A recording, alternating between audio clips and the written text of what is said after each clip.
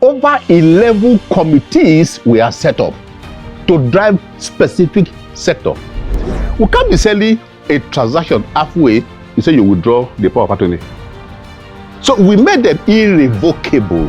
If you allow BP to operate, they will deliver a perfect transaction. Welcome to OTNA, your window to information on optimization. Thank you very much for joining us today once again on OTNA, Optimizing the Nation's Assets. Here on OTNA, we look at the process of optimization, and we look at reforms and the privatization and commercialization that's happened as done by the Bureau of Public Enterprises. Today on the program, let's meet my guests. My guest is a woman of many parts. She's an accountant, she's a lawyer, she's an economist. She served as Director General of the Bureau of Public Enterprises. Today, she's a senior citizen, consulting and doing a lot of things for the nation. Once in service, as they say, always still serving. So you can call her retired, but not tired.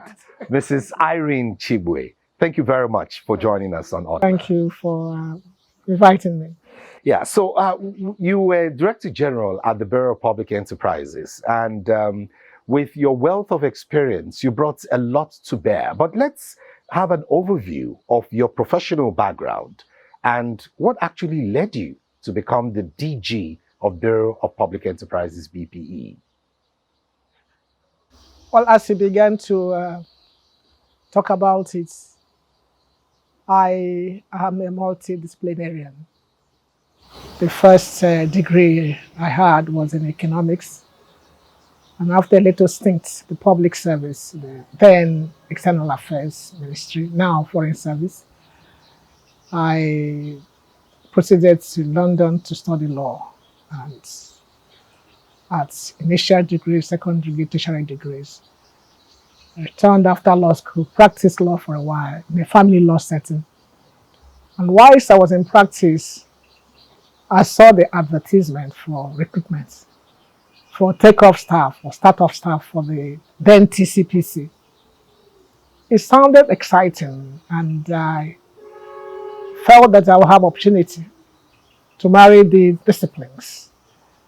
I was doing a research on the interaction between law and economics at the time. And from what I read in the papers about what will be the scope of work, I felt fascinated and I applied. And I was one of the 2 legal officers recruited in late 1988 to take off to set up the legal department from the scratch of the then TCPC. What's TCPC? Technical Committee on Privatization and Commercialization. Now, obviously, it must have been not difficult for you because you are multidisciplinary, but people would want to know, tell us about your journey from the TCPC to the Bureau of Public Enterprises, BPE. Well, will I call it a journey? It was a natural transition. Whilst we are doing the privatization, and given that the enabling legislation created it as an ad hoc committee, as a non-permanent institution designed to just privatize and wind up and disappear and be extinct. But that was the initial thinking of government. But as we began to do the work, it became apparent that it was important to have a permanent or quasi-permanent institution to progress the work. The issue of having the committee had its own restrictions and limitations. It wasn't a body corporate. It didn't have all the legal qualities of an institution that could do many things. It didn't have a life of its own, legally speaking. And so we proposed to government at the time to convert the technical committee into an institution that's corporate, purely corporate, that has a life of its own, perpetual succession, could sue and be sued, etc., etc. So it was really initiative that which we took to government to establish, to convert the committee to the bureau. And government found it convincing and passed the first legislation in 1993. That was when the bureau was set up in the first instance as then the Bureau of Public Enterprises. Now, naturally, as Director General, you didn't have much choice. You had to face the focus of what you had to do, which had to do with reforms, privatization, and commercialization. But personally, as a professional, what was your motivation for doing your job as DG at that time? Well, you know, it was a journey. I became DG much, much later. I began in the legal department, went through the ranks, and became a director subsequently. And suddenly I was promoted to be the DG.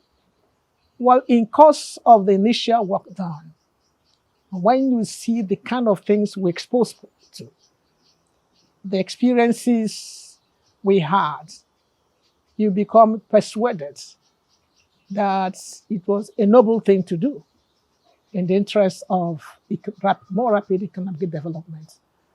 When you experience the challenges that public enterprises had posed before, of course, you know, it's public knowledge, the level of inefficiencies, the level of the frustration on the part of government that the public enterprise were not meeting the objectives of the founding fathers.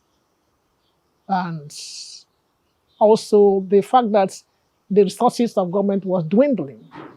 And here the economic sector that should be the engine of growth and development kept coming to the government for subsidies and keep accumulating debts. Part of the debts that we had at the time were debts incurred by the public enterprises that ought to be generating revenue for government and were not even delivering on service. Now, when you talk about privatization and commercialization, most people feel it's just about selling government assets. But let's set the record straight. From your perspective, because you just mentioned it, it was about the condition of these enterprises. Paint a picture for us, would you, of the condition of these enterprises that government just had to now start doing subsidy instead of obtaining revenue. Well, if we take Nitel was listed at the onset for commercialization. At the time, Nitel had 400,000 lines for the whole country. And so you know what it was like to make calls at the time.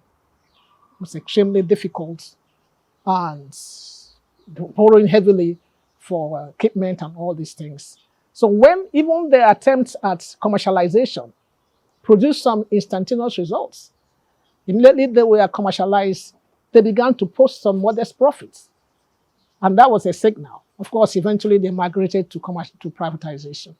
There were few that were fairly okay that because of the evolution of society, because it was no longer necessary for government to be operating in them like the banks. People don't realize that First Bank we have today, UBE, they were at one time government-owned entities, insurance companies. The question was, what was the business of government in those kind of endeavors that the private sector could handle effectively? And they're naturally fully liberalized. What was government still doing? Wouldn't it be better for government to focus on the core act of governance and regulating the entire system than to operate competing with its citizens in the provision of services and delivery of goods? Did you get the full buy-in of government at that time, even with the TCPC before it metamorphosed? You know, with this, was government fully following up with the recommendations you gave at that time? Yes, indeed. Remember that the first program, the first privatization was under President Ibrahim Babangida. He was actually fascinated with the program. He gave full support. It was a military setting, and there was very near non-existent interference. However, the best support system, from my experience, was during the time of President Obasanjo. He gave maximum support and collaboration. You cannot write about the success of the program without giving kudos to him, because he was wonderful. Now, we can look at the achievements, as much as we know that some of those reforms at that time were done because of what was being seen. But there were some that were classically successful. And we want to hear those direct stories of the major achievements during the ports, the telecoms, the pensions, and the power sector, even though we have not seen the complete gains. But tell us about how it was at your time. If I illustrate clearly with the port sector, because the records are out there. Before the port reform, the government was a landlord, was the operator, was everything in the port sector. And the ports were grossly inefficient, marred by incredible corrupt practices. But when the reform was concluded, which minimized the involvement of government, the landlord model, government now restricted itself to being like the landlord. And the ports at the time became a preferred destination for cargo towards West African nations. So, I mean, this is something that's public knowledge, is self-evident about the massive benefit that accrued to the nation by virtue of the post reform. And just in case you've not seen some of these success stories, let's bring them to you right now. Some success stories of what has happened during the period of reforms.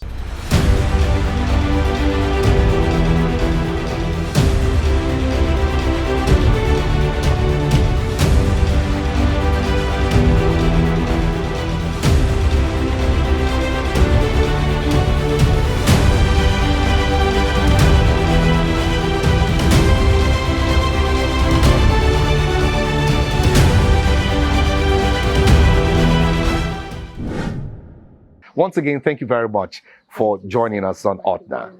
So the story is clear of the success story, as we were able to see. But we know that through all this, there must have been challenges. Take us through some of the challenges you faced at that time, both as TCPC and at the Bureau of Public Enterprises. The number one challenge is resistance to change. It's a human nature thing.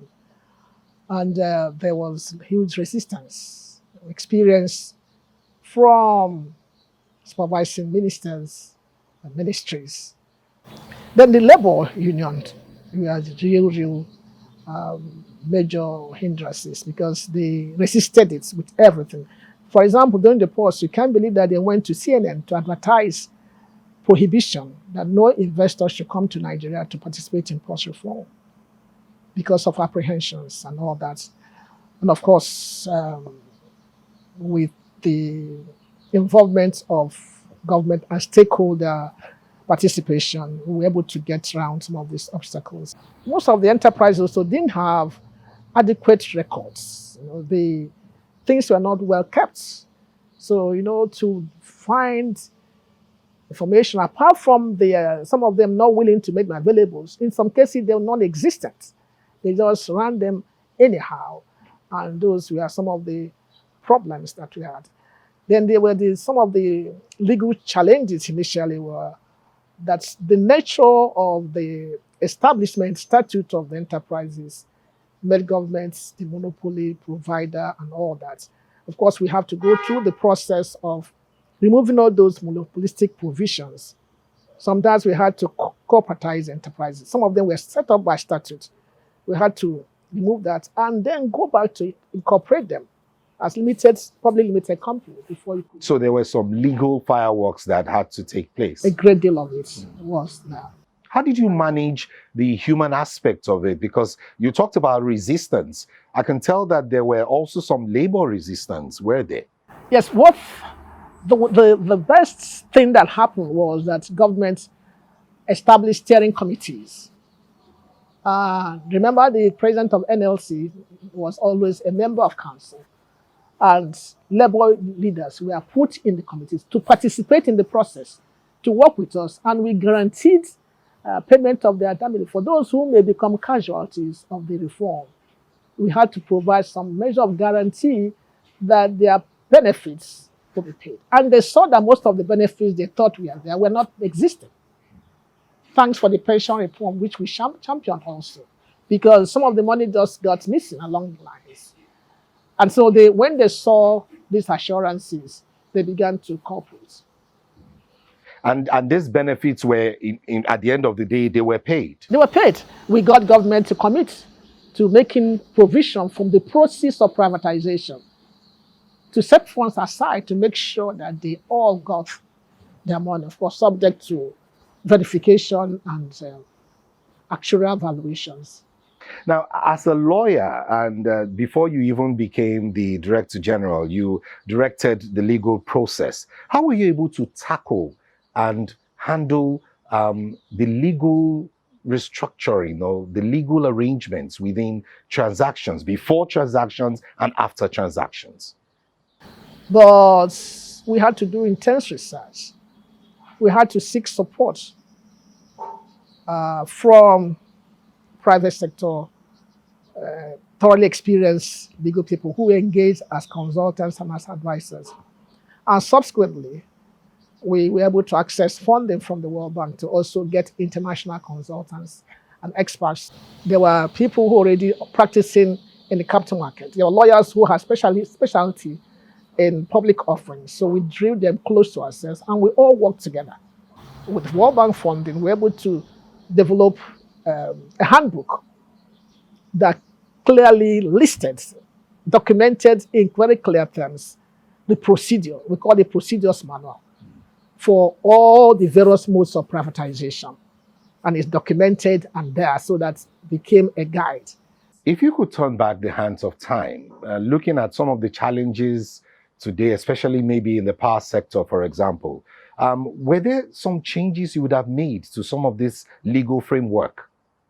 The area that during my own tenure we focused on was in establishing the structures, getting the enabling statutes. We got the Power Sector Act, the EPSR that we're using, and then began to set up the reform process, established multiplicities of agencies that had some roles to play.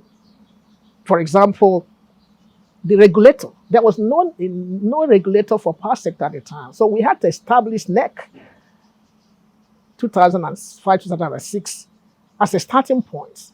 So we spent a lot of time to set up, build up NEC, populate NEC, began to develop with collaboration, strong collaboration with the World Bank, the rules and all that. Then set up other institutions. Before we now unbundled NEPA. Remember, it was one NEPA. The first stage was to create the power holding company and then create successor companies. We had to create daughter companies, the distribution companies, and so on and so forth. And then we had to have the market regulator operator because even now, the level of competition in that sector is still not full because of the nature of the service. When do you think we'll get there in the power sector? It's a question most Nigerians ask. Considerable progress has been made, but the nature of investment required in power sector is also humongous. Government has tried also through some forms of guarantees to make sure there's some measure of liquidity in the system. A critical problem with power sector is liquidity. There's a limit to which you can keep market tariff system because it still has huge social service components. How do you manage that? You can't completely eliminate subsidy in the power sector because it's a basic social service. Before the privatization was they were really in very poor shape. They needed massive injection of capital to upgrade the plant. And these are huge expenditure profiles. So they need to raise this capital. They need to raise the money. And they also need to pay their fees and all that. So that is part of the problem of why we haven't reached where we need to reach in the power sector. I think we need to be a little more patient and keep creating enabling environments and encouragement to the operators to access capital credits for them to make the massive investment required in the power sector. Is underfunding. Funding is a major issue because equipment requirements is huge. So it's not overnight matter. But there's been some progress, and progress is being made. I understand the frustrations of populace. Some people thought that immediately privatize everything we do. No, it's not like that. I think we need to work together. The partnership must continue. Talking about partnership, the Bureau of Public Enterprises works as the Secretariat of the NCP, as one in charge of the legal system at that time. Tell us the workings of the NCP, the role they contribute in the reform process. NCP is a powerhouse, National Council on Privatization. The BPE is a secretariat and implementing agency of the decisions, policies, and approvals of council. So the main thing is done at council. So if you look at the law, you can see the law clearly puts the power to privatize on the NCP. But BP is like does the work on their behalf. So BP is the engine, really. Thank you for the word. And so every step of the way, you must take every proposal to NCP. You must seek the approval before you can take any critical step. Transactions are actually done under the oversight of the Technical Committee of NCP. They superintend engagement of consultants and advisors. They superintend the emergence of co-investor. They supervise the bid process. They participate in the evaluation of the co-investors and consultants. So, NCP is the real thing, in the concept of privatization. It's been quite a long journey for you with the Bureau of Public Enterprises, the TCPC, and you've had so much experience. So certainly there are lessons you've learned. Looking back now, what would you say are the major lessons learned that could help us moving forward and actualizing what Nigerians want to see? Support at the topmost is so crucial and so vital in implementation of this program. It's extremely sensitive. It touches on what is the Commonwealth. So going forward, the president must continue to take acute interest in what is going on. It's a transference of wealth, Commonwealth, from the center to the people. And governments would have to be very careful to minimize politicization of the process and of the program, because there'll be light at the end of the tunnel. So far, there's light. Telecoms has revealed that. You know where we were before telecoms revolution. You know what's going on today. You know the PENCOM experience. Nobody needs to tell Nigerians what would have happened today if there was no PENCOM.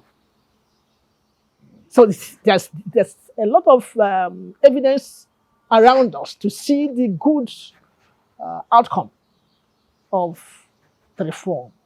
Let's conclude by finding out from you. The Bureau of Public Enterprises, no doubt about it, is very strategic to the economic development of the country, Nigeria. How do you see the Bureau evolving in years to come from your experience? Life is about evolving. Life is very dynamic. Today, a lot of those kinds of outright privatizations are done, largely. But the way the world is going, the way things are, is more is public-private partnerships in infrastructure, delivery of goods and services. But resident at the PPE is incredible experience and exposure, knowledge, and information. It's an information powerhouse. It'd be good for government to harness them and then be alive to the dynamism of events, that as things are moving we can't be rigid and be sitting down there and saying only privatize. We know we need to be a little more, better outlook to see what is the appropriate tool to use. Whatever tool is used, the experience there, resident there, is still available to just readjust a little bit toward that. The way forward is still the public-private partnership in all the other sectors that are still not done. For example, education, more of it. We see what's going on with the private incursions in provision of education.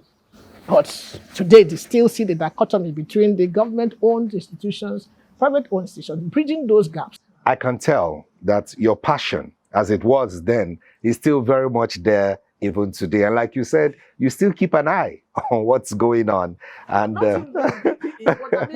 in the country, yes. I'm here. I'm too old to go abroad now to start looking for things to do. I'm here permanent. So, and that's why we need the wisdom of elder citizens as we keep seeing these things evolve. I want to thank you very much, Mrs. Irene Chibo, for joining us on OTNA and for exposing the light of this to us. Most importantly, for showing us that there is light at the end of this tunnel. And that's what everyone wants to see. Thank you very much. Thank you. We appreciate you. And that's it today on OTNA, Optimizing the Nation's Assets. As you heard from our guests, Nigeria is a great country, a country with enormous potential. And Nigeria is also blessed with a place like the Bureau of Public Enterprises, where, as you heard from our guest, is blessed with enormous talents, in her words. If these talents are harnessed, the sky will not just be the limit, it will just be the starting point. That's it. Join us again on the next edition. I'll say thank you for being here. My name is Tokwe Ojime. It's bye for now. We'll bring investors into the place and make the commercial life more viable. To be able to retain and hold on to your investors, policies, government policies must be aligned. We are not selling those entities just for the sake of selling them. It's for whoever that will buy them to transform them and ensure that they perform optimally.